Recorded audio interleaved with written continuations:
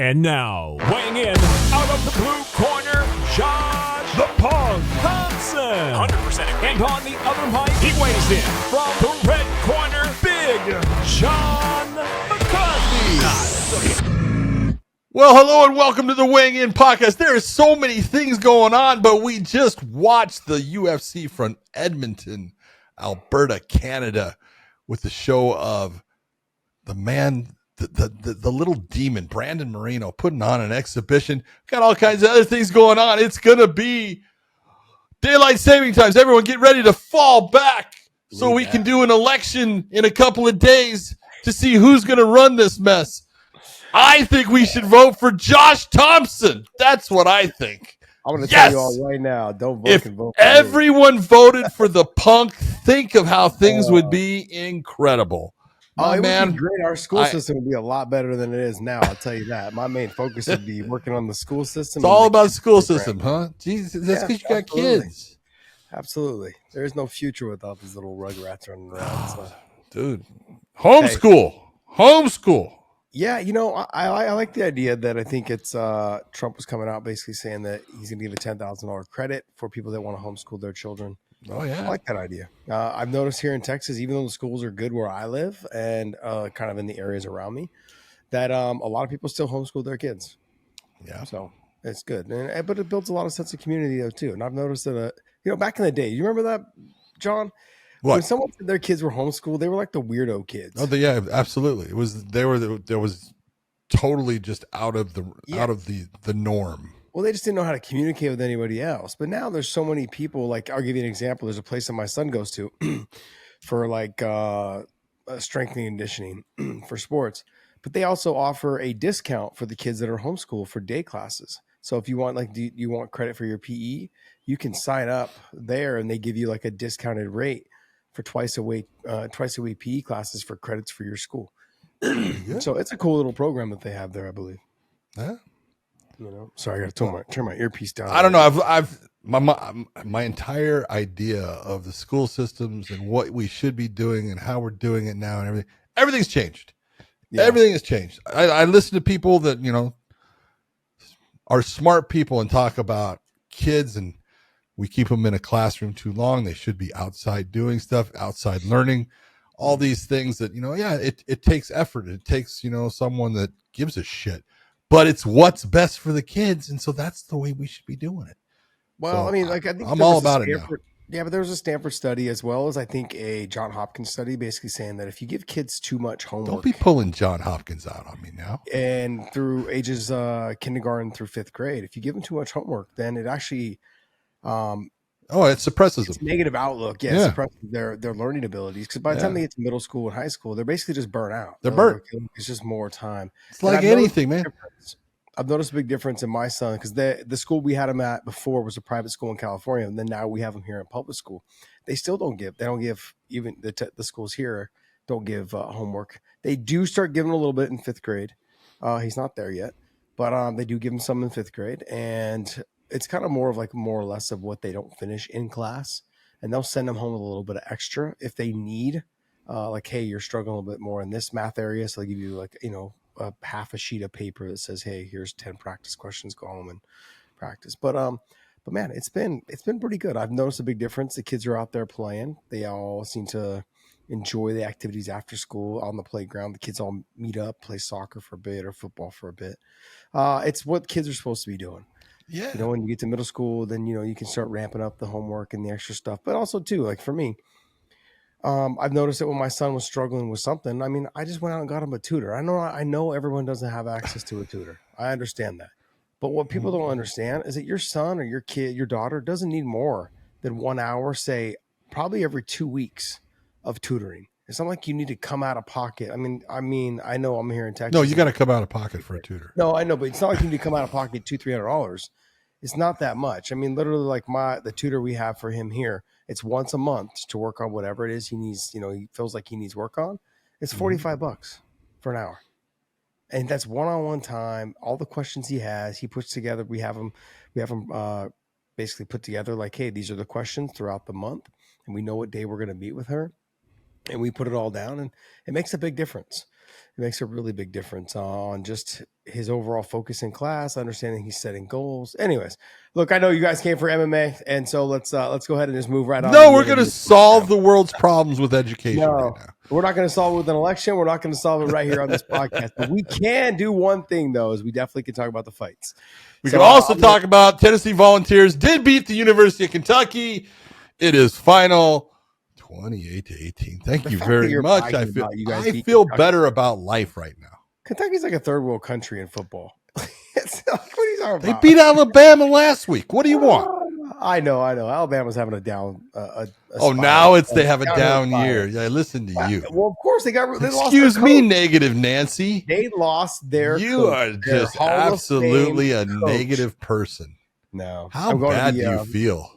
I'm going to the Ole Miss Georgia game next week in Ole Miss. So yeah, should be a good one. So who are you going to root for? Probably Ole Miss. Okay, you're going to lose. No, I'm a Georgia guy, man. No, man. I used to have a bulldog. Of course, I want to root for the Bulldogs. No, Georgia. I've been a Georgia fan for a while. Probably, I'd say, like a little over 10 years. When I was younger, I was a Michigan. That's because of Herschel. Yeah, probably about that time. I started kind of. Yeah, you are probably correct. Yeah. It's been longer than 10 years since Herschel and I've really worked together. But Herschel will definitely make you a Georgia fan. Oh, yes, he will. He's a good man. Definitely will. Good man. He's a good dude. Hey, before we start anything with this, I don't care. I want to give a shout out to a guy that we just had on. Michael Bisping had neck surgery, a double neck surgery. Oof. And he is trying to make it through that. That is not an easy thing. I have been there. Michael, just hang in there, dude. Get some ice. Take it easy. It will get better. God bless you, brother. I hope you're feeling okay. Yeah, I went to CPI Stem Cells and did some work there. They did my neck, and I noticed a huge difference within a 24-hour period. Now I know that they said like you're going to notice more early with your neck and your back. You're going to notice it pretty quickly, but then I said it takes about a full year for you to notice the full benefits. Well, I'm coming up on almost a full year, man, and I've noticed that my neck is fantastic. It's got a lot better. My right knee is a lot better too. I'd say my knee is probably about 90% better than what it was. Better than what it was. My right hip is probably, I'd say, about the same, 92, 95%, somewhere in there. Like there's no clicking anymore in my hip, which feels good. And I got clicking everywhere. I can see that. My wrist is the only one. It's gotten a little bit better, but my wrist, it still has motion. But then when I talked to the guys over at CPI, they basically said, and the doctors, they said like it's going to be a little bit more difficult with the wrist because there's not as much tissue for it to grab a hold of, and so you may have to do multiple shots for that. But I'm supposed to go back and visit sometime in December or January for that, so I may end up doing that. We'll see. Yeah, I just know that Mike has a lot of the same issues that I had, and he has the same problems and things, and bad Mike headaches. Does all not the have time. any of those mental issues that you have. He's got a lot of those mental issues, but I really hope that this one works for him and stuff. He was I got to be honest, man. He was one of the most pleasant people to have on the show. Always, he's a great guy. I've been around him a couple times, and he's always been super nice. We trained a little bit, I think for 2 or 3 days when we were in Huntington Beach one time. Different times, obviously, when we were training, like young, dumb, full of cum, that, spin vinegar, or whatever it is you want to call it, but man, like very pleasant to have on, very great conversation. I could have went another 2 hours with him. But and because he was having his neck surgery, he was having a hard time sitting still. If you guys watch the video, you guys will see he rolls his neck a lot. He shifts in his seat a lot. That's why I can't sit still. Yeah, he has a hard time basically. You're always moving the head, getting comfortable. And so, but that was an overall great interview. Just randomly, who checked in with me today too was Josh Koscheck. He's like, "Hey man, love the interview you guys did with me. Thank you so much. Had a great time." And he checked in. He's like, "Hey," and then he was just talking about it. He's like, "Man, it felt good to catch up." Like I said, I've known him for a long time. We've sent some texts back and forth. He's not on social media at all, so you can't just slide into each other's DMs because he never checks them. I think I sent him a DM about 7 years ago. Still says not read. So that's him. But good for him, man. He's doing a great job. He's doing his thing. Got a young little one, and it's awesome, man. It's awesome to see the boys have all grown up. Yeah, and doing their thing. So Very pleasant to have. That's a very well. I'm sorry. He also saw the Michael Kroger interview because Michael Kroger brought him up basically on the show. Yeah. So, and so he's like, he was listening to that interview before he was listening to his own, which was hilarious. So that's that was good, great. though. That was That's good. Nice Jim Brown jersey back there, mister. I like that. Yeah. Jim Brown is an actual figure in MMA. He was actually the first color commentator for the UFC. He was. He became my friend, which is hysterical if I tell you the entire stories. I think you have told us that story. Have I? I think so, yeah. But Okay. you know what? You can refresh our brain if you'd like. Oh no, it's fine. It's all good. But he was a great guy. But he did not recognize me until all of a sudden I said something to him, and he was like, I bought that jersey. It has a signed photo of him signing it in the back, and it's all packaged up nice and neat. And then I've also got Hank Aaron right here on the left of me, and that's actually a jersey that he wore during one of his games was Hank Aaron. So just phenomenal, man. I've got a signed picture of him in the back as well. Now I bought both of these at Ryan Bader's charity that he was rowing, that he had an event at, and I was able to. It was a silent auction. Just no one cared to really package him up and send him home from Sioux Falls, South Dakota. So I was like, I didn't even think about it when I won them. I was like, shit, how am I gonna get this shit home? Yeah. So And dude, that's what UPS and FedEx is for. Boom. I know, but I my flight was at like 7 a.m. the next day, and I had bought it the night before, and I was like, okay, what do I do with this? How do I even get it back here? Yeah. So so Bader was nice enough to package it up for me and ship it off to me, which cost him a pretty penny. It's pretty much what I paid for one of them. It's okay. Ryan's got enough money. Oh jeez. John, there's a lot of things to talk about. There's some news that was dropping obviously throughout the night as we were doing the show, or as not doing the show, but as we were watching the fights. Yeah. But man, there's been a lot of good action going on, I think, as of right now. Let me pull up a couple little things. I want to start the show off with something funny though. And I thought it was kind of hilarious. Did you see the fan asked DC about the, Oh yes. It was hilarious. I love DC's response because he sat there and then I couldn't see who was to the side of him, but said, "Oh man, what did he just ask you?" But I thought DC was great in that. I thought it was wonderful. Dude, he gives a full thing on John Jones and how good he is, and look at all the champs, and the last one after the guy said, you're his son. Yeah, and this is and for your second thing, fuck you. I thought it was fantastic, man. For those of you guys that are wondering what it was, let me play it for you guys right now. I'll give you a little soundbite on it. John Jones fighting at MSG, it might be the last time we see him in the octagon. In your opinion, what's the greatest moment of his career? And on a lighter note, how does it feel to be the son of John Jones? People, they're so wonderful. One of the greatest moments. He's beat a lot of guys, man. The amount of champions that John Jones has beaten over the course of his career is it's very impressive. The guy has been a champion for a long time. He's done a great job. And it will suck whenever he's gone because the game is better when you have fighters like that in it. Unfortunately, there's been a lot of times where he hasn't been in it because of the things that he's done. And on a lighter note, fuck you. I love that. I thought it was fantastic. I thought it was great. Real. It was authentic. It needed to be said too. Very organic, and these fans now are getting brave and and doing things like that. And I thought DC handled it very, very classfully.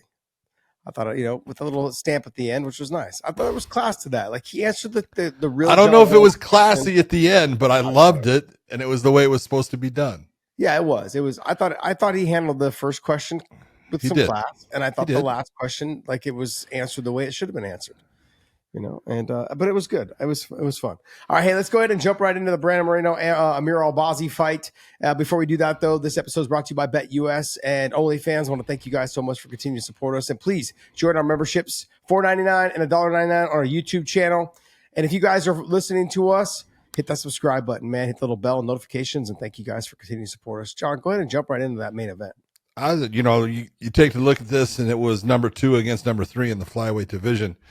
I spent a lot of time with Brandon Moreno in the summertime, somewhere in July. And, I had done his fights before. I got all kinds of stories with him and stuff as far as things, but he's just a goddamn good person. He is fun to be around. He's got a great personality. He doesn't take himself too serious. He loves to fight, but he's respectful of everybody around it. And you take a look at, Amir Albazi coming in, had his last fight was against Kai Kara France. There was some controversy to it, but hey, it was a close fight.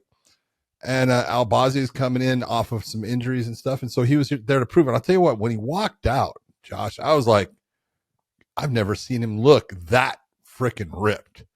He was absolutely jacked. He looked good. And it was just a matter of Brandon Moreno is just a better fighter right now. And that's, this is what happens. You get to those levels where you fight certain guys, and then you get to that specific level. Oh, you're number 3, you're fighting number 2. But you see there's a difference, and there is a difference. And Brandon Moreno in the stand-up was just way more effective. He was in control of it the entire time. He controlled the range. You could see that he was dipping down, and which caused Albazi all kinds of problems with his takedown attempts that he wanted to do. And then when he gets his first takedown attempt, he gets it, picks him up, boom, puts him down, and you see Brandon quickly walking on his hands backwards, and he's back up and out. And that just sucked the life out of Albazi as far as thinking that he could get him down. He continued in the stand-up, and he ate shots. He ate big shots. He ate kicks. He just took it. He got hurt multiple times in the fight. I understand why, there was a 49-46 on one card and 50-45. I had it 50-45. And it was one of those, that fourth round, Albazi did better in the round. And Brandon didn't quite do as much, but he still did enough to win the round. So it was a complete, walk in the park, if you're going to be honest about it, for Brandon Moreno. He just ran through him. And he deserves the achievements of a great win, because that's against a very good fighter. Yeah, I think I'm going to put a lot of this. I'm not going to take anything away from Brandon Moreno. I'm still going to say I'm going to put a lot of this to the fact that Albazi came back after a 1.5 year layoff, and multiple surgeries, and then getting back, he looked phenomenal, like you said, ripped to the shred. Unbelievable. His back muscles, and every time his back came to the face of the camera, I was like, "Holy cow! You don't look like you missed a day." He doesn't look 125 pounds. No, he does not. Jesus. You take a look at him, you're going, damn. He looked phenomenal, man. I was like, okay, now the one thing that you can't do, though, in that 1.5 year off is you can work on your physique. You can work on your appearance. You can work on your conditioning, your cardio, all those things. But you cannot get used to fight-ready speed in training. So until you get in there, there's that fight-ready speed. Brandon Moreno fights at a pace, and just things come from different angles. And he just, and 125 pounders just do that. They fight at a fast pace. And on top of that, they're throwing combinations, punches, and bunches because they got the conditioning to go ahead and keep doing that. I thought Albazi looked good for someone coming off of a 1.5 year layoff. And it's hard to come back and try and mimic the fight pace of a 125-pound fighter. And it's like the whole speed kills thing is true, because you're coming back. Now you're trying to mimic that fight pace. It's not the same as when you come back after, a year off or 2 years off or whatever it is, and then trying to mimic a 205-pounder. There's some guys that are fast, but you can kind of make the adjustment after about a half a round or a full round, right? But in a 5-round fight, for him to come back and take this fight against someone who's been the former champion and is making a run again and looking different and good right now. I feel like Brandon Moreno has made some tweaks and changes to make sure that he's fighting a more smarter fight, and not just trying to go out there and be a fan favorite and be exciting. He's actually trying to make sure that he's getting the job done. He's picking his spots. He's dominating certain positions, and he's taking the fight anywhere he needs to. He's in the clinch doing work, elbows, and he's also out in the range. He's mixing it up very well. Albazi just looked like he was, I would say, a little bit off with the ring rust, a tiny bit. But for someone that was a little bit off of the ring rust, he still had a good performance. And so I think after seeing him tonight, I was expecting more of a one-sided fight, to be honest, from Brandon Moreno. I was expecting him to be more one-sided because of Albazi's time off, and I know that at 125. Hold it. You're telling me you expected him to be dominant in the fight. He was. No, I expected him to be more dominant. I expected God damn, dude. I expected him to almost get a finish. Then you wanted him to finish him. Yeah, I was getting closer to that. I thought by round 3 that he would potentially try to get a finish somewhere in there, that he was going to probably get it. But he fought. You know what he did though is when he rocked him, he didn't rush himself. He didn't just blitz after him. He didn't just try to get him out of there and just throw caution to the wind. He didn't do that. And I thought that was very smart of him, because 1 or 2 takedowns could have changed the direction of this fight, could have shifted the momentum and given Albazi the confidence he needed. We'll talk about that in the next fight. That's really what happened. Yeah, exactly. That's pretty much exactly what happened in the next fight. But overall, I think the future is bright for Albazi. Let's see if he can, get back on track with the fight speed, and I think he will. He looked physically, he looked phenomenal. Just a matter of just being able to get caught up with the fight speed at 125 pounds. Brandon Moreno, there's not much I can say, man. I feel like he's making tweaks and adjustments to try and get to that title, to try to make sure he's already tasted it. And he's still young enough to make 1, maybe 2 more runs if he needs to. I mean, he's a fantastic fighter, and he's fun to watch. He normally lets it all hang out. Tonight, he did everything he needed to. He touched. He landed some clean shots. The head kick kind of rocked Albazi. He landed some other combinations that rocked Albazi. Yep. I thought he fought a spectacular fight, a very smart fight, fighter IQ fight. And it's before we would say Brandon Moreno was like, oh, there's really no fighter IQ. He's just gonna fight his ass off and hopefully catch him in the exchange or catch him here. Like, no, this was something you could tell. He really game planned for this, and he fought a fantastic fight. Yeah. Good for him. He's got that whole thing about it's the old Mexican fighter thing where they're gonna they're tough as hell, and they all that. Yes, but they also have to be smart, and he's getting that now. His fight IQ is there. He's controlling the distance. He's managing range. And like you said, he doesn't just jump in even when he sees, oh, I heard him, but he doesn't go crazy. He takes his time and starts to try to pick his shots. He has absolutely progressed he deserves that spot where he's at right now in the flyweight division. And he's only one, honestly, he could get the next title shot again against Pantoja. He lost it to him, but it was a great fight. So I would love to see it again. Yeah, I would agree. I mean, you got Royval, you got Moreno, you got Albazi, you got Kai France, you got Tyra, you got Perez. I mean, and that new guy, the Kai Asakara, what's his name? Oh, Asakara. Yeah, the new guy. Yeah, from Japan. Yep. But we're gonna see what happens. But I mean, we won't know how that all works out until later. But anyways, there's some good matchups to be made. Brandon Moreno, a lot of them have kind of already fought each other, and I've said this before. You run into this problem with 125. You run into the same problem with the upper weight classes like 185 and 205. It seems like the best guys always seem to linger around the top, and then the other outside of the top 4. There's really. It kind of is like as a rotating, revolving door. Yeah. From the guys that are ranked 5 and below. Because there's there's that little bit of a level difference between them. Yep. It is what it is. It's crazy. Next fight. Aaron Blanchfield took on Rose Namajunas. This is one that it actually came out like, when we talked about it, and what I said was, look, I love Rose, and she is so good in the stand-up. And she is, man. She's slick. She does tend to slow down as the fight goes on, and we talked about that. And it was that difference of Aaron Blanchfield deciding, all right, I've got to take shots to get her to the ground because it's the only way I'm going to win this fight, and putting pressure on her. Aaron Blanchfield, came out. She lost that first round for sure, and then realized I got to do something in here to make this happen. And I think she took the second round. I think so. That's when she took her down. The fourth round is the real round because Rose came back in the third. I put on a nice performance in the third. I think the fourth round was the one that was the question mark for some people. I gave it to Blanchfield. Mm-hmm. It was close, but I had it scored like the judges did. I had Blanchfield winning it, 48-47. And that last round, I had to even going into the last round. And that last round, look, Blanchfield showed why she's, where she's at, because she took someone who we know can fight, is a great former champion, and took her down, did exactly what she was supposed to do, dominated the round, came away with the win. Congratulations to her. Yeah, I had Rose win in the first 2 rounds. I had Aaron win in the next 3. It just was a confidence builder. I think she got to take. I could be wrong in how I had it, but yeah, I had it 2-2 going into the 5th. Got it.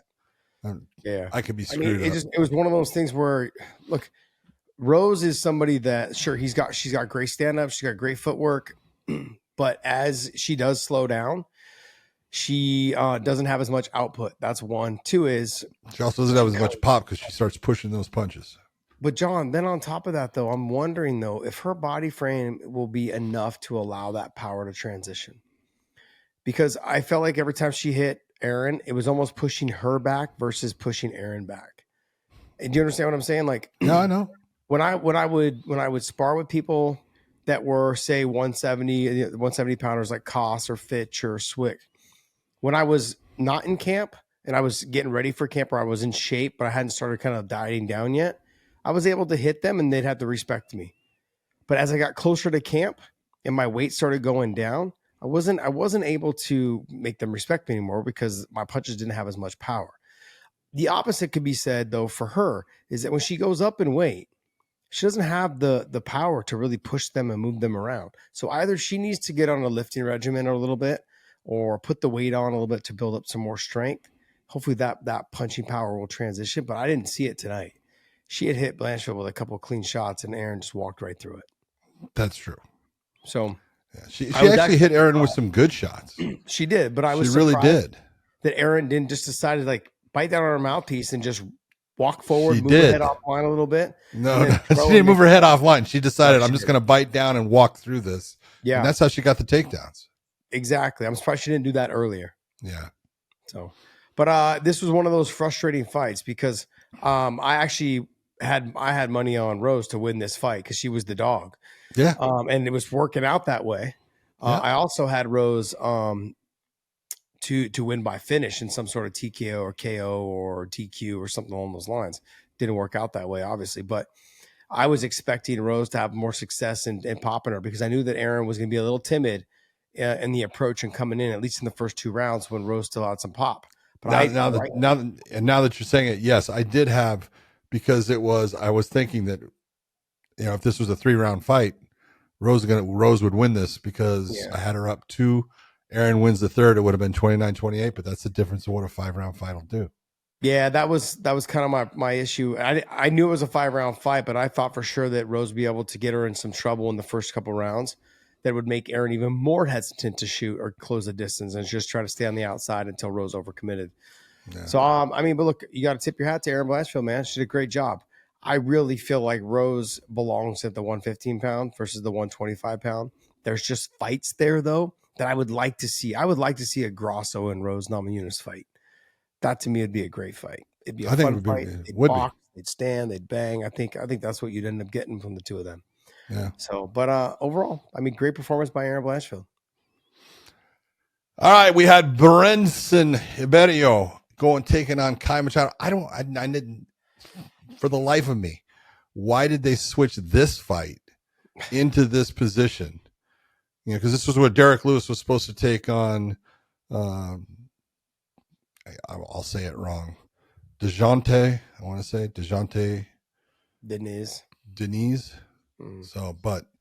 So they obviously that fight gets pulled off. They put this fight.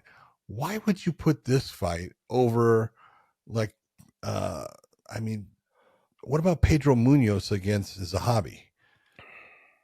I think they just wanted to keep that fight there because it was the main event for the prelims.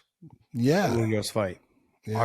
But you could have put other fights. You could have put Henry. What about Victor Henry against Charles Jourdain? You could have put that fight there. You could put Zalal versus Jack Shore there, or at least bumped up the other ones. You could have put, I don't know. Yeah, it just didn't make sense to me. And then upon watching the fight, and I go, okay, now I know why it didn't make sense to me because I'm going to be honest.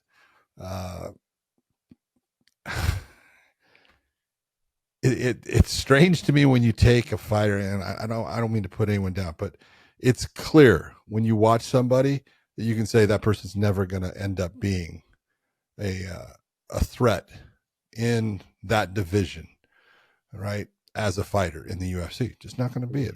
I'm sorry. You can see it by, your output, the way you throw things, the way that you take shots, all these things, you can see it.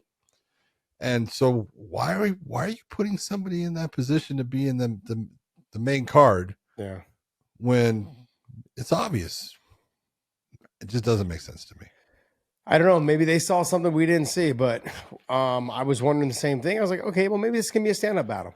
Yeah, maybe so did I. Stand toe-to-toe and get after it. And then as I saw the first round unfold, I was like, maybe not. Maybe not. Maybe But not. So. I did think Brenson Ribeiro won the fight. I thought and it was more off of, you want to sit there and say landed shots. I think that Machado probably landed more, but they were weak. Mm-hmm. They were not hard shots. They were volume and did very little damage near the end. I thought Ribeiro got tired. That changed things up a little bit, but I thought he took it 29-28. But the fight was a split decision. Understandable. Got it. Next fight. All right, this is one that I looked at. Jasudavicius taking on Ariana Lipski da Silva. My God, I get to get it all in there. But dude, Jasudavicius is fun to watch. She is a mean woman. I like that about her. She goes after people, and I'll tell you what, she put a whooping on Ariana. She just dominated that fight for the most part. When she took her down, was just doing everything, controlling the fight. The first round was, pretty good. There was the nice submission attempt by Ariana as far as she was, quickly looking for the leg and everything, but everything fell apart from that point, and Jasmine just took over. And I thought it was a great performance in front of a hometown crowd, which can get you up or scare you to death. It obviously got her up. It didn't scare her to death because she put on a really good fight. I think, excuse me. Go ahead. I feel like with Jasmine, she's somebody that when she gets on top, when you look at her, you're like, okay, maybe her grappling is good, but I feel like she has really heavy pressure. Her wrestling is damn good. Like her pressure grappling control and the way she was able to work through Lipski's like defense and her grappling. I was like, okay, you can tell that not only has Jasmine got good grappling, but she's got good pressure. The way she passes, the way she controls top position. I was very impressed. Very impressed. Yeah. I think she got a little bit of a mean streak in her too, like you were saying. Oh, she does. I love that about her. Yeah, she got a little mean streak in her. So I thought it was a great performance by her. She made it look she made it look easy. But then on top, when she hit the choke, it was on quick and it was nasty. The way she folded her up and then also caught the leg. Beautifully done. Just folded her on it. Beautiful. Just a beautiful job overall. She's definitely got to be in that position where she's looking at having a number by her name. She's that good in that division. 125 pounds. She's strong. She's mean, and she's gonna give people problems. Who did she have a loss to that put her back in the rankings? She just lost to somebody. Yeah, was it Rose? No, it was Tracy Cortez. I think Tracy that's Cortez. Right. Tracy Cortez. Yep, that's and right. Then Tracy lost to Rose. Yes. Let me see. What is that? 125. Yeah. So you've got. She's got 2 losses in the UFC. I know that. Yeah, but who do you have in that week? Yeah, she's got Jasudavicius she's ranked number 14. Yeah, and she's going to end up in the top 10. Yeah, I don't think so. She's not going to. They may not move her off of this one. But what was Da Silva? What was she was Ariana? 13. 13. And then Cortez is 12, so that's not going to move her much. She lost to Cortez, and so it's like, yeah. But you've got Amanda Hebus up there, Jessica Andrade, Natalia Silva, and then Rose. Rose is all the way up at number 5. So, good. I mean, look out, she's coming. She is coming. She's going to be there. Yep. Next fight. Oh, we had Dustin Stoltzfus. I love that. Against Marc-Andre Barriault. I'll tell you what, this was I had this feeling. And it was, because I was doing the Bet US stuff, and I was like, I'm going to put in Dustin Stoltzfus. I said, no, there's no point. It's down the card there. I'm not going to go after it. But I really like Marc-Andre. It's just that he doesn't tend to do well with guys when they can take him down.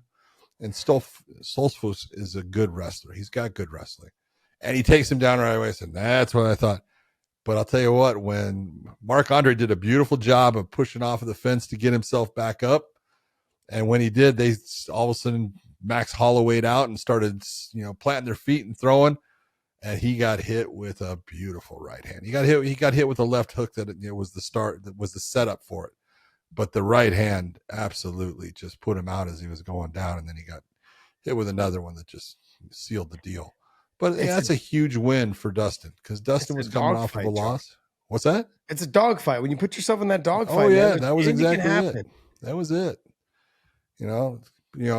But you look and the Hulk, the guy he just lost, Bruno Ferreira. Uh-huh. He hit Stoltzfus, if you remember, with a spinning elbow that just knocked him out. And that was his last fight. And you look and you go, coming off of that and then deciding I'm going to plant my feet and throw. Way to go, man. You're just putting stuff in the past and going with it, but it worked out for you. That's a big win. And that was a really good performance overall.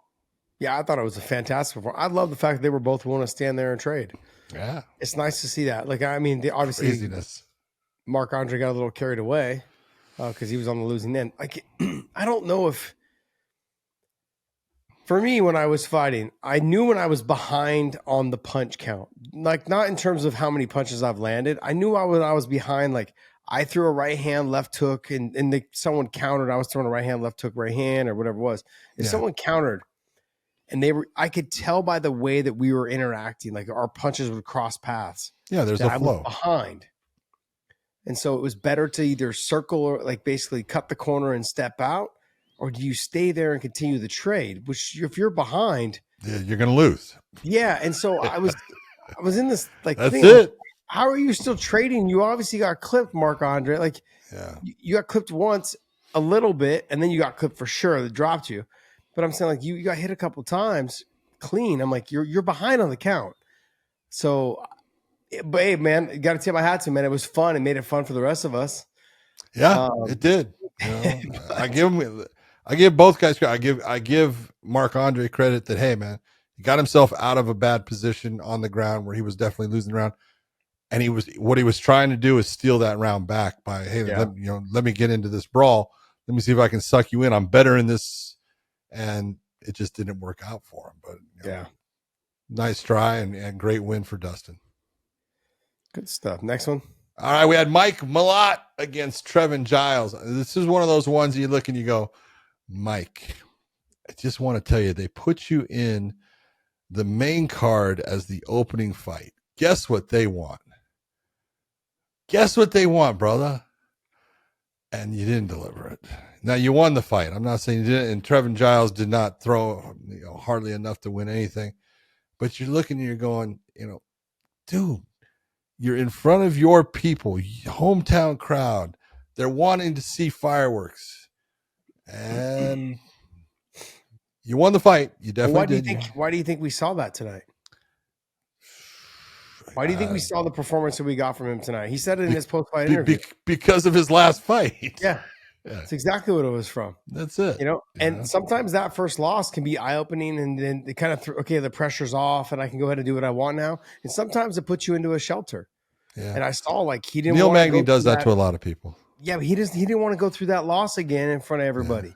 Yeah. And so that's what I saw. And not to mention, I felt like he was losing the exchanges on the feet, John. The speed of Trevin Giles was basically, the speed was a lot. It was throwing Mike Malott off. He didn't know what to do. I mean, did you have the fight scored the way that they had it?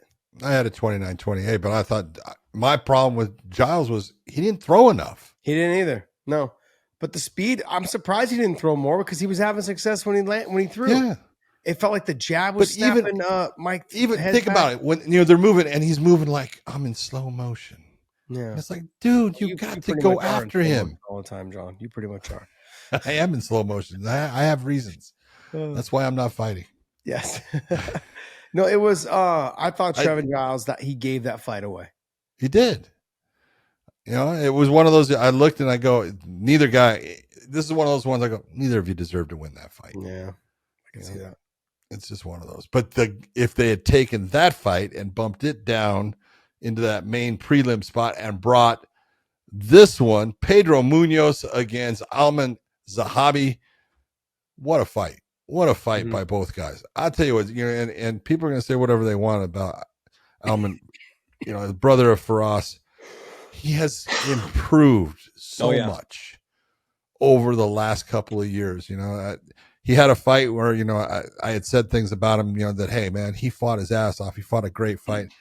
And people were like, oh, why are you giving him so much credit? It's like, give him, because he deserves it, man. The guy is getting better all the time. He's 36.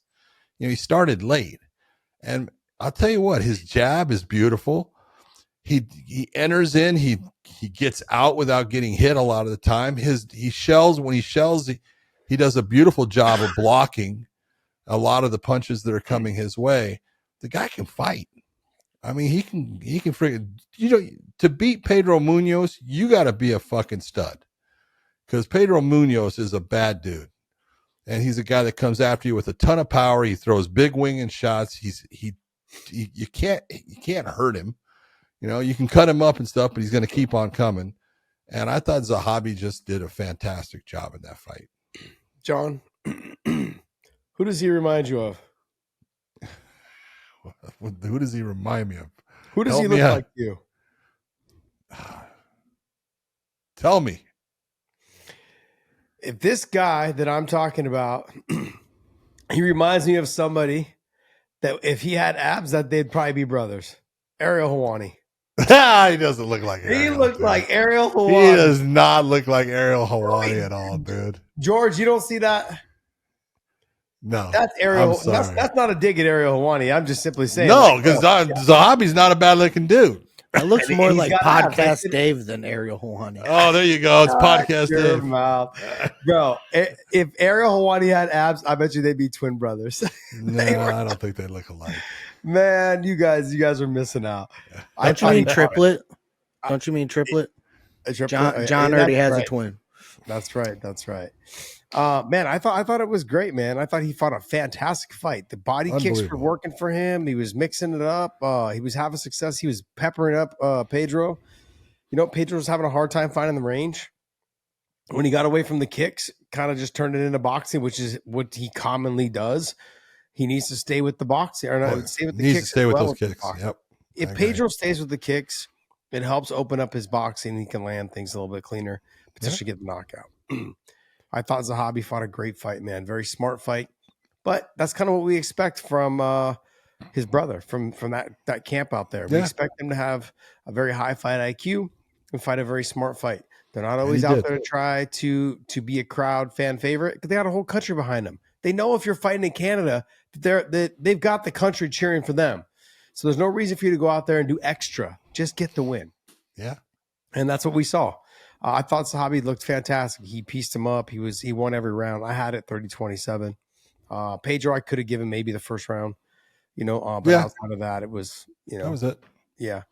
But overall, good fight, man. But the next fight, though, Charles Jourdain versus Victor Henry. Good stuff, man. The hip tosses, the foot sweeps. I mean, all that stuff was fantastic.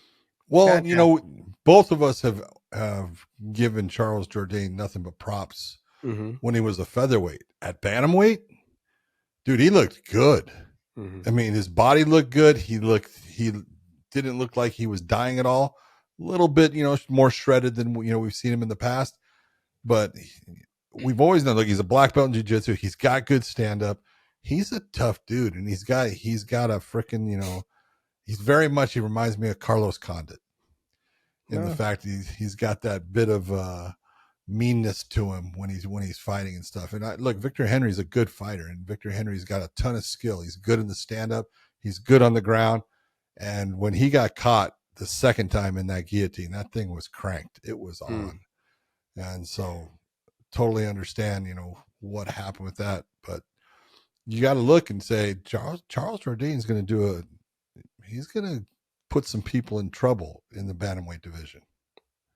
I think so too. And I think we've always said that he's looked a little small for the upper weight class. Yeah, and the fact that he decided to finally take his career seriously, it's not fun anymore. Like, it's the whole Joaquin Buckley situation. Look at the success you're having at 170 when before you were bouncing back and forth, 170, 185, sometimes not making weight. No one could take you serious. Yeah. Now I think Jourdain being at 130, 135, it's going to make a lot of sense for him. It's a good weight class for him. There's going to be a lot of tough fights for him, though, because a lot of those guys are really damn good. That division, to me, is still the best division right now in the sport. But then I always feel like the lightweights are. But I think right now I got to give it to the bantamweights, man. They are on fire. Whether it's the guys in the UFC or whether it's Patchy Mix, Magomedov, Rafion Stotts, all those guys. There's plenty of them to round out a full top 15, maybe even a top 20, 25. That's how many good ones there are out there at 135. So I thought overall Charles fought a good fight. There was some good scrap back and forth up until the guillotine. So it was a good overall performance by him. But you know what? The guy who had the best performance, I think, tonight was Zalal versus Jack Shore. Beautiful, beautiful work. Yeah, the only thing that Youssef needs to do is learn the new rules. He's the only guy that got a knee to the head with the new rules because he put his hand down, gets his knees up off of the ground, and he got clacked by Jack Shore twice. And it was like, oh, rude awakening. Yes, it's a new set of rules.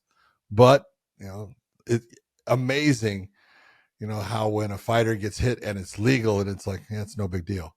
But if it was illegal, we're going to find out. We're going to find out how well those guys could take those shots. Yep, that's exactly it. But Zalal, like you said, ever since they dropped him, if you remember when he was in the UFC the first time, and they dropped him, and he went off, and they said, get a couple of fights under your belt, come on, we'll bring you back. Ever since they brought him back, he's looked fantastic. His stand-up has always been good. He's fast, and now all of a sudden he's submitting people. Yeah, and so it's good to see. It's nice to see, that he's taken that time and grown as a man and as a fighter. And you can see it in his performance because Jack Shore is the real deal. Jack Shore is a tough dude. Yeah, not easy to finish, not easy to fight. Just good all the way around. And Zalal with a beautiful knee that landed right up the middle, dropped him, sat him down, and then jumped right on the joke, man. Beautifully done, man. So next fight, the heavyweights, man. They went after each other. It was good for look, Romanov is going to do what he's going to do. But when you got real tired, he started standing and throwing. Look, he's throwing I don't think Brendan Fitzgerald knows what a jab is because he's not throwing his front hand. He's southpaw and he's throwing a left hand. He goes, beautiful jab. So it's not a jab. But he deserved the win. Like he used his wrestling to kind of wear down Rodrigo. And once he got him tired too, and he didn't like in his last couple of performances, Romanov has really shown that gas tank went out the window. Yeah, this one at least he had a gas tank for it. So that was a good win for him. John, you texted me something about the decision or something like that. I was at my son's soccer game when that fight apparently happened. So what fight was that you were talking about? That's Sidey versus Garrett Armfield. Okay, and then Sidey was talking, I think, on an Instagram post saying he thought he lost. He said he thought he lost. So when a fighter thinks he loses, what's it telling you? They lost. Okay, look, it was like it's just one of those. I looked and I'm like, hey, yeah, it's in Canada. Don't be freaking morons and not freaking look at what happened in the fight. I thought it was a great fight, and it was a super impressive performance. I gave Sidey the first round, but there's no way that Garrett Armfield did not win. The second was close, but he landed the heavier shots. And you can see the damage on it. Okay. That damage came from that second round. So that's the heavier shots. That's going to give him the round. And then in the third round, he definitely won it. And it's like all of a sudden it comes up and I'm like, God damn, would you just give it to the person that deserves it? And you could see just the reaction from Sidey who in the cage was like, surprised, like, you got to be kidding me. I won, and it's like judges got that one. I wasn't too impressed with the scoring on that one, but other than that, it's okay. Whether you're an Olympic athlete, professional hockey player, MMA world champion, or just an active kid, LMNT helps anyone stay hydrated. Each stick pack delivers a meaningful dose of electrolytes free of sugar, artificial colors, or other dodgy ingredients. Get your free sample pack with any LMNT drink mix purchase through link in bio. Also try the new LMNT Sparkling, a bold 16-ounce can of sparkling electrolyte water. Roll, train, ride, or play, but stay hydrated and stay salty.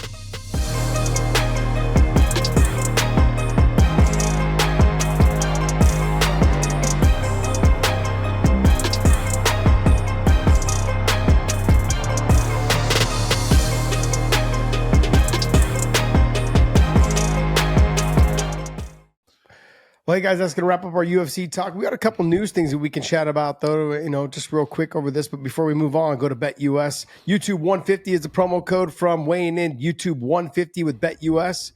Look, I gave you guys some of my bets earlier today. I took Moreno to win straight up on the win. And then I also took Rose, who came up short for me on that. But I also took Rose to finish as well, because that was a plus 625, I believe. Ooh. And I came up short on that. But I ended up cashing out on the Moreno fight. And also, pick up some LMNT, man. Stay salty if you guys haven't tried it. It's basically like a liquid IV. It's stay salty. It's like a liquid IV, but without all the crap in it. So John loves it. I've been drinking it a lot, and like I said, it's safe to give to your kids as well. They have the mix packets, or you can get the can like John's showing you right there. So check them out. The link is in the descriptions down below. And with every purchase through LMNT, through our link, they will send you a bonus package of extra product. That's right. And I want to continue to tell you guys that we are continuing our partnership with OnlyFans. So subscribe to us over there. It is free, and we're providing some extra content on that platform as well for our closest fans. We also have memberships available here on YouTube, $4.99 and $1.99. So I want to thank you guys for always subscribing to us. We are live on Tuesday nights. Tuesday night lives at 9:30 Eastern time. Tuesday night lives. 9:30 Eastern time. Join us. That's where we have a lot of fan interaction through the chats, and check us out. John, I wanted to talk to you a little bit about, we'll talk about Khamzat and DDP. DDP had some comments, says, I beat Robert Whittaker, Sean Strickland, and Israel Adesanya. Then I beat Khamzat. That warrants a double title fight. I like DDP's mindset when he said that. He basically said, look, I've cleared out the best guys in my division, or the ones that the buzz is about. If I beat Khamzat, I can move on. There's no reason for me to stay here. And it makes a lot of sense. He's kind of done it. And the division's not a very strong division. A lot of those guys have been through the gauntlet of fighting each other enough. None of them are really standing out and making that surge back to the title. Sean Strickland's there lingering a little bit, but Khamzat is the new blood in the market. And so let's see that fight with DDP and Khamzat. Then DDP can move on if he wins.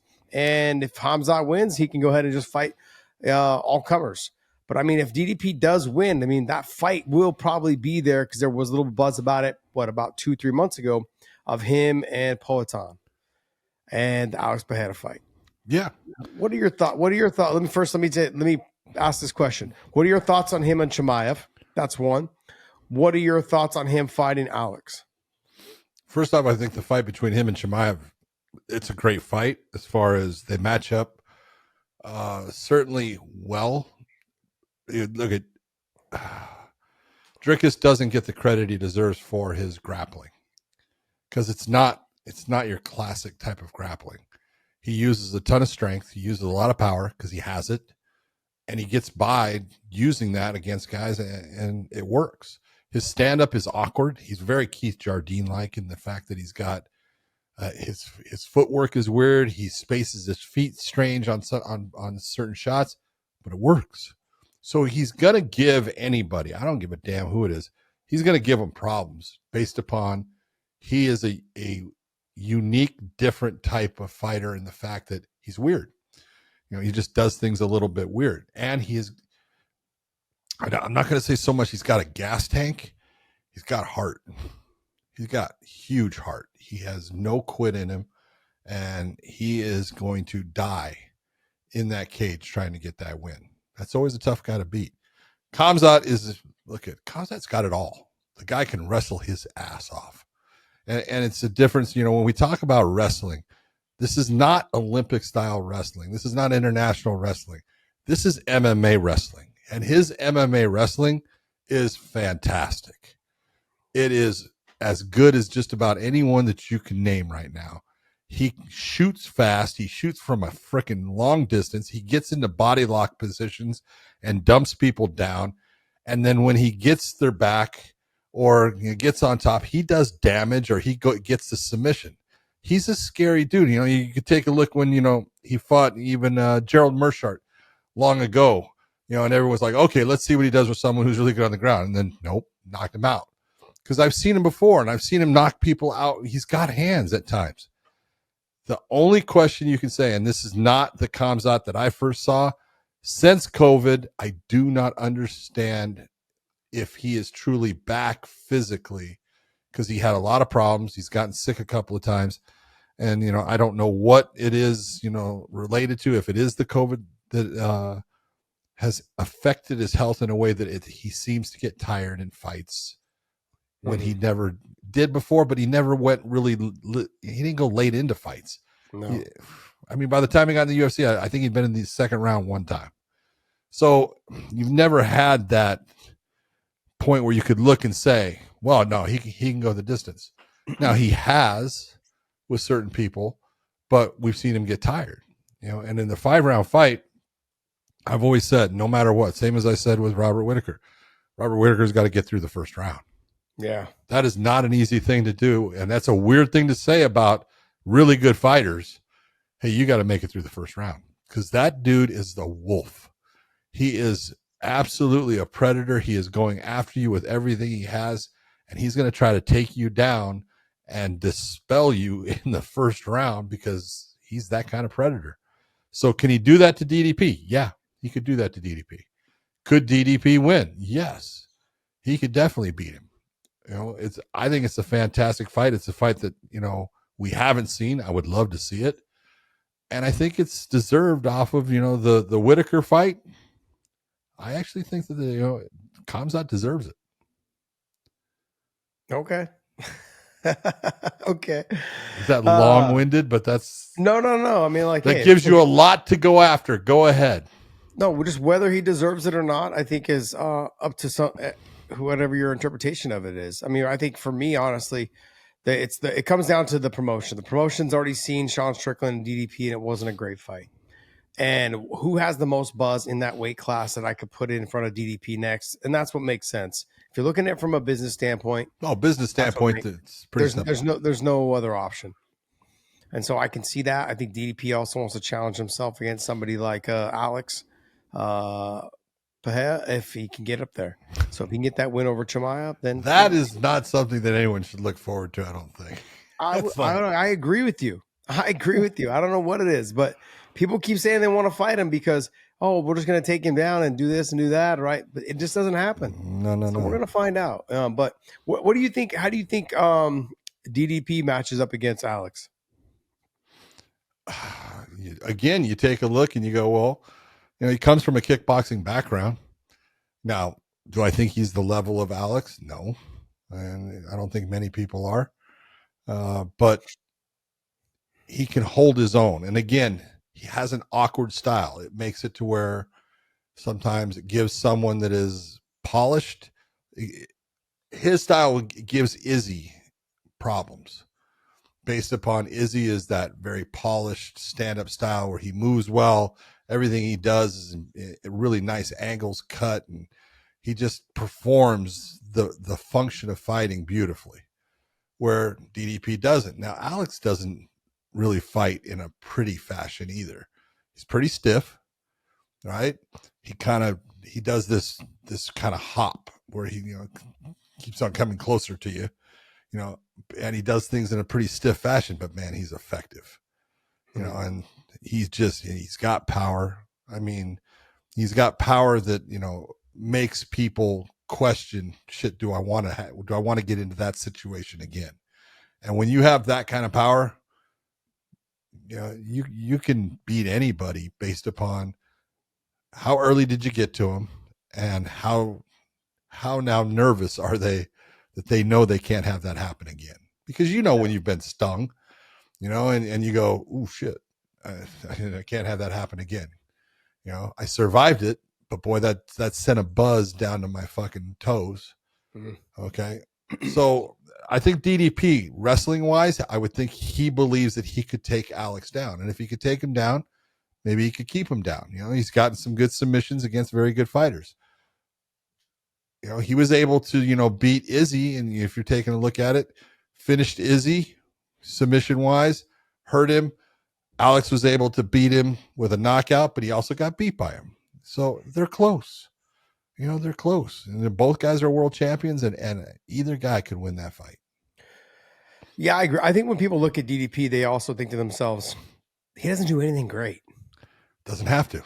And it's like really, he wings his punches. He kind of lunges in. His wrestling's not spectacular. It's kind of sloppy, but there's something effective about him. He gets it done. It's effective. Yeah, whatever it is, like you said, is effective. Very nice. There was some other news clip that I wanted to talk about too. MMA Uncensored Plus put this out, and they said it's from Usman Nurmagomedov, and he says, "I'm waiting for Islam to finish his career, and then I will. I think if we get it right, we'll be fighting in the UFC at 28." At the age of 28? Yes. Okay. Yeah. I mean, that I guess I wanted to ask you this. That would be 1 year. I know. So that's saying that Islam is done in a year? Well, I think he might be done in that weight class. Okay. He might challenge himself for a second belt, maybe. All right. Well, I think it really depends on who's the champion. If it's Bilal, he'll probably just walk away.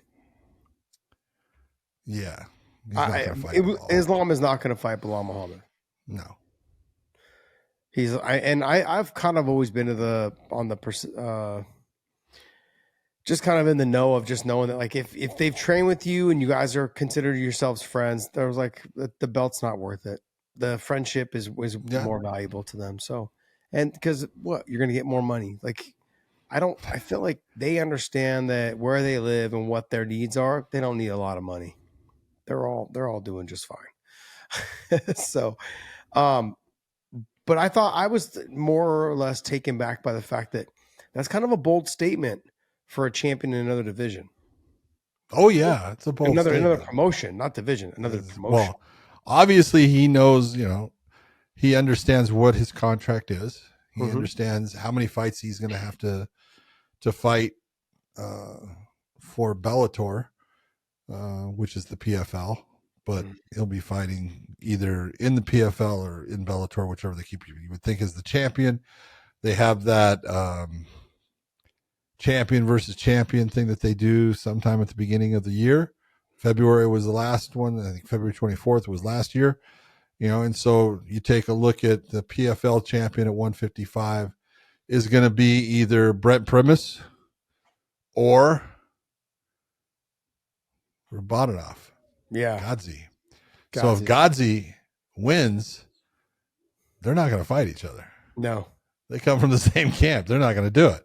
So they better, Primus is in that position that, he can win, but, that's not a good fight for Primus to take. We already on. saw that fight.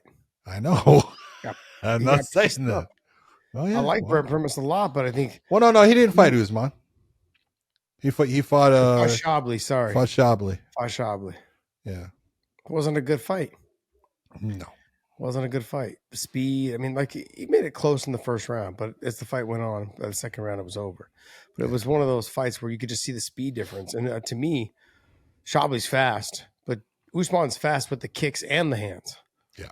And so, you mix the wrestling there, a little bit of the jiu-jitsu, all that stuff. I mean, obviously, it's a fight, anything can happen. Let's be honest. And I think even Godzi would tell you this. I don't think there's anybody right now in Bellator or the PFL that can beat Usman. No, the only one I gave a chance to was Shabli. And then that was just his last fight, and Usman won that fight and won it pretty convincingly. Well, what's funny though, John, is that I didn't give enough credit to Paul Hughes. Yeah. And he had a great fight against AJ McKee. AJ, and we talked to AJ or whatever, and he was like, he just said, I felt like I was in sand, man, the whole time. He's like, after the first 2 minutes, I was exhausted. I just felt like I couldn't lift my arms. My kicks were slow. He's like, everything just felt off. He's like, the kid came out with a better game plan than me. Those days happen. It does. That's the whole thing is those are the days. Yeah, they suck, but those are the days when you get the wins that you deserved them because, man, it's not easy because you're never going to have, it's always my day. Mm-mm. But I'm going to be, I don't want to put down Paul Hughes. I like Paul Hughes. I think he's a good young fighter. I think he's going to really be something special. I just don't see him winning that fight. I'm just being honest. I said that too about him and AJ. And, so I gotta. But AJ and Usman are different.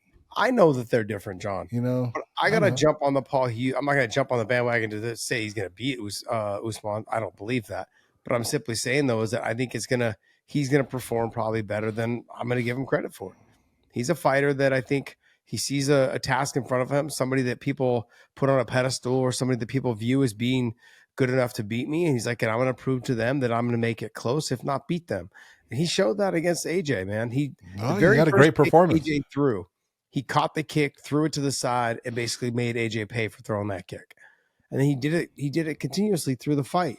Very impressive by Paul Hughes. There's probably something about him that we just don't see on TV, but fighters feel when they get in there with him. Sure.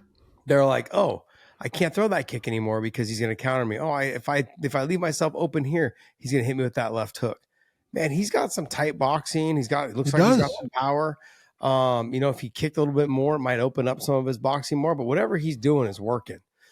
And so I look at Usman. Usman's just the full package. He can do everything. He's got the long range kicks, the long striking. He's got the wrestling. He's got the submissions. He's got it all. He comes from a great camp. And he's not going to be distracted by anything else but training and fighting. So you can't go wrong with those guys. But I mean, I from what I understand and from what I heard, is the Paul Hughes and Usman fight is next. And I think after that, there really would be no one else for him to fight. And so he'll end up where? I can see him being, he should end up in the UFC. Yeah. There's nowhere else for him there's no one else for him to fight. You're going to recycle. That's where his brother's at. Yeah. Right? Yeah. Okay. He's, it's funny. Habib has had this plan throughout, the plan of I'm going to be champion. And then when I drop the title, I'm going to drop it into my friend's hands of Islam Makhachev. And then Islam does exactly that. And he gets the title. And I'm going to drop the belt off into the hands of, my friend's cousin, Usman. They've got it all planned out. So far, their plan's working. You got to give it to them. It's working. It's working. Like I said, there's no distractions. They get up, they run. They get up, they train. They get up, it's like wherever they travel, they train. But could you imagine?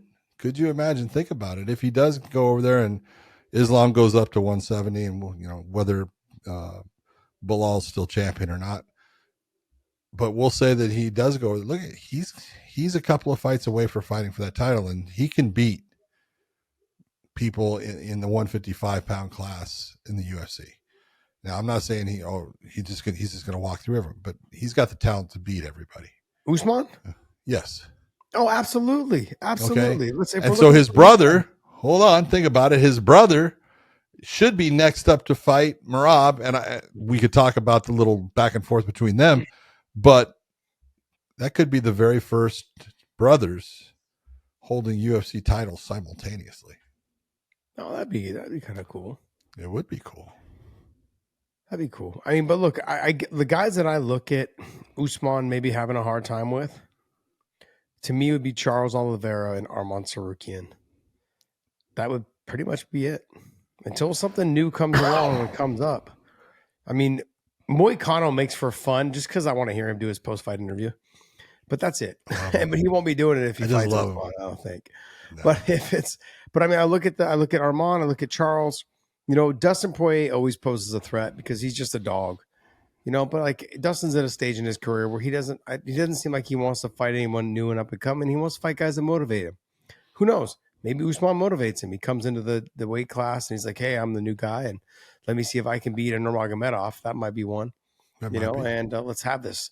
That might be a good fight. So I'm not sure what Gaethje's doing, in there, but outside of that, I don't really see a whole lot more in there. I look at those top four guys are the guys, man. So Tsarukyan and Charles, though, I think both of them have a lot of room to continue fighting. Well, Charles is not old. No, he's 33 now? 34? I think so. 34. Yeah, he's still got 2 or 3 more years. But Sarukian is just about the same age, maybe a year older than Usman. Yes. Yeah. So I agree with you. I would say Sarukian would be the one that I would look at and say if there was a guy in there that I would pick to give Usman the most trouble, he would probably be it. Absolutely. I mean, maybe if you got to a Gamrot later on, if Gamrot grew a little bit more in terms of his abilities on the feet, Jalen Turner might give him a little bit of a problem just because of the body style. That's it. So. I'm just going based off. I like Jalen Turner. Wrestling wise, there's a huge difference. Yeah, there is. But just John, Jalen Turner, he's like a Neo Magny though. That body style gives people problems. No, I agree with you. I understand what you're saying. He's 6'3" and 155 pound weight class, but Usman's 6 foot. Yeah, I know. I get it. But then fighters often that are long like that, like John Jones, they have a hard time with guys that are equal their height because they're used to being the taller guy. They're used to being the one that can kind of keep you at bay. So how would he deal with somebody who is very similar in height and stature? Obviously, I don't feel like at the same skill level, but it's still kind of someone the same height. Jalen Turner on the feet is probably a little bit better maybe than Usman. It's just I wouldn't say better, just different. One is more of a traditional kickboxing style, and the other one is more of like a Taekwondo style kickboxer. Yeah. So anyways, that was just a little thing I wanted to bring up on what your thoughts were on that one. And there was one other one that I wanted to talk about. It was obviously the UFC announced that it's going to be Joaquin Buckley versus Ian Gary Machado. Ian Gary. I think it's a great matchup. I really am looking forward to that fight because if there's one thing, Ian Gary, people, they can like him, they can hate him. I don't care. He can fight. The guy's good. He's talented. And he controls distance really well. I look at this fight and the big difference that I see in the fight, Ian Gary is good on his feet. He's good on the ground. His wrestling's gotten way better. His pressure on the ground is really good. Joaquin Buckley has now proven that he is good everywhere, but that physically he's way stronger than Ian Gary. And so Ian's going to have to work really hard to get that fight to the ground if he needs to, because if I look at both of them, Buckley has more power. I'm not saying that Ian Gary doesn't have good stand-up. He does. He's a volume guy, though. He's going to hit you a lot. He's not that guy that's going to put you out with just that one shot normally. He's got to touch you, multiple times and set it up and then get that big shot, where Buckley can knock you out with one shot. He's got that kind of power, but he's physically super strong. And his wrestling's got way better. And he is not easy to take down. And both of them are in that position. They don't think they can lose now. I love that fight. It's going to make for a fun fight, man. There's already videos going back and forth. That's great, though. Bilal you having to pull out because of the broken toe infection, the bone break infection. Yeah. Buckley's already trying to make his case to fight Shavkat for the interim title. And, there's all this back and forth going on right now. And I look at this fight and I think to myself, Buckley can win this fight. And not only can he win it by knockout, he can win it by vicious ground and pound. He can win it by getting the takedowns. We saw in his last fight, he's able to get takedowns left and right. Buckley won. When he gets in deep, he knows how to physically strong. He knows how to lock his hands under the ass, lift and scoop and pull you down. And Ian's going to be able to get up probably once, maybe twice, maybe even 3 times. But Buckley doesn't have to rely on that. It's just a matter of making sure that sorry, something went on. Sorry about that. My computer just all of a sudden decided to go into sleep mode. Take a dump. But no, it really just comes down to whether he doesn't have to worry about getting the takedown. Off the breaks, he's going to let those heavy hands go and try to catch Ian Gary while Ian Gary's trying to protect his head coming up. And then he can re-enter and get the takedown again. He's just a dog in those little small tight quarters. And he just does things that will give Ian Gary, I think, some problems. It makes for a very fun fight. The length of Ian Gary is going to give him some problems. Yep. And the way he used that push kick, the way he used the long jab. But Buckley's going to find his way in. He's going to have to find his way in to have success. But this is a really good matchup. This is a matchup that, John, came out of left field. I didn't expect this matchup at all. I did not either, but I love it. And, when it was put out, I was like, that's a cool fucking fight. Yeah. That's one that I will look forward to. They can build on that. Both guys are in that position. Look, Ian Gary's in the position where I'm undefeated. No one's beaten me. Now, Buckley's been beaten, but ever since he decided I'm going to 170, I'm staying at 170. I'm not doing the 185. I'm not jumping back and forth, and doing that whole thing.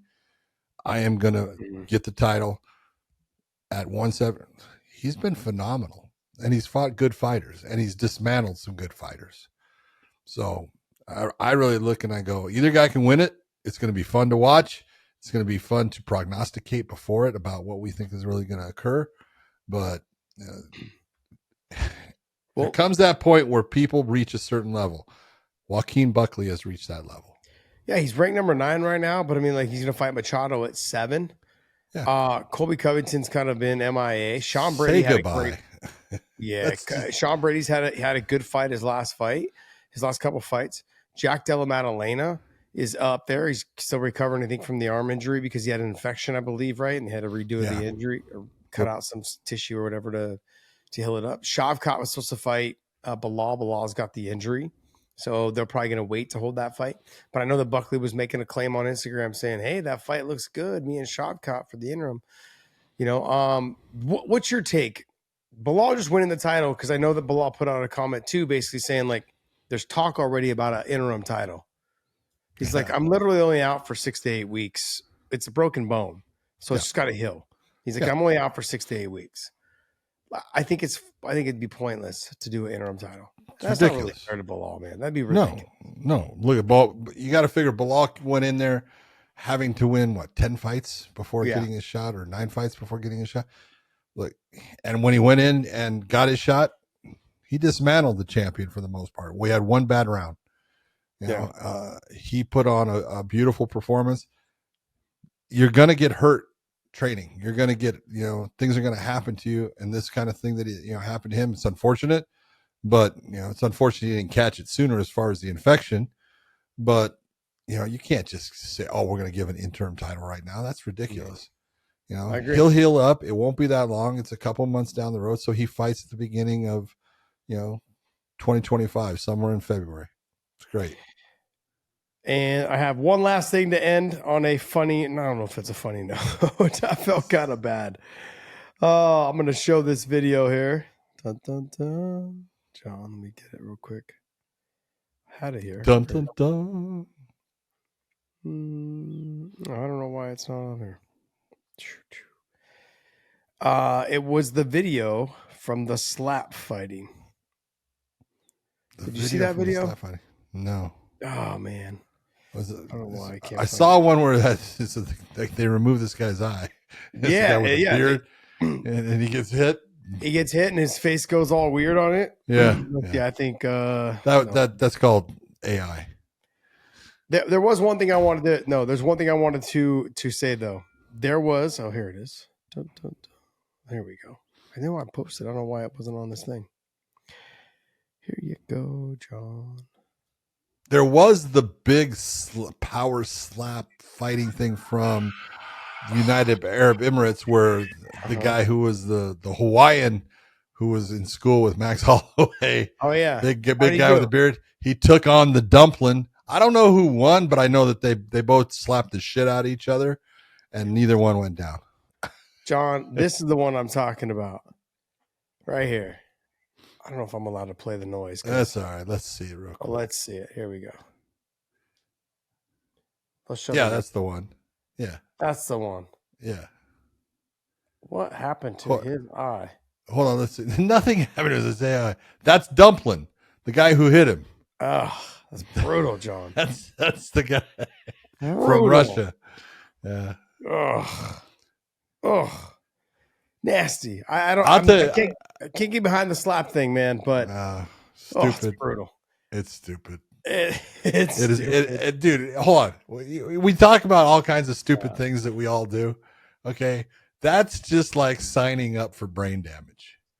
Okay, I'm gonna sign. I'll sign the contract so I can have brain damage. Thank you. It's like it's one of those things that, when you're young, you think, yeah, I'll do it. Right. And then when you're older and you're slurring your words, you go, that was a stupid fucking thing for me to do. It's just dumb. I mean, I signed up for brain damage, John. Yeah. But at least you could defend yourself. Oh, this is true. Okay. Yeah. How much? This is the whole point of it. Josh, how much time did you put into learning how to defend yourself? Yeah, this is true. Okay.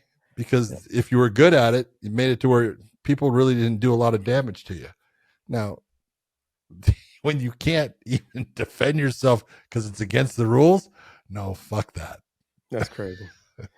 Absolutely crazy. Hey, guys, that's going to wrap up our show. I want to remind you guys, this show is brought to you by BetUS Element. And use the link in the descriptions for Element, and they will send you a bonus package with every purchase. Yes, BetUS, use YouTube 150 as the promo code. BetUS, YouTube 150 is the promo code. Make sure you guys subscribe to us over at OnlyFans. We'll continue our partnership with them over there. Subscribe to us over there on OnlyFans. Thank you guys so much for continuing to support us. Hit the subscribe button down below. And sorry, man, I'm tired today. I think it came across a little bit tonight, and my apologies. And remember, Tuesday nights live at 9:30 Eastern time. I'll have a little bit more energy for you guys. My apologies. John, take us away, bud. For everyone out there, I hope you enjoyed the fights. Enjoy your Sunday. Spend it with friends. Do something special for someone. We're always trying to be those people that are kind. So be kind to someone, and we will see you.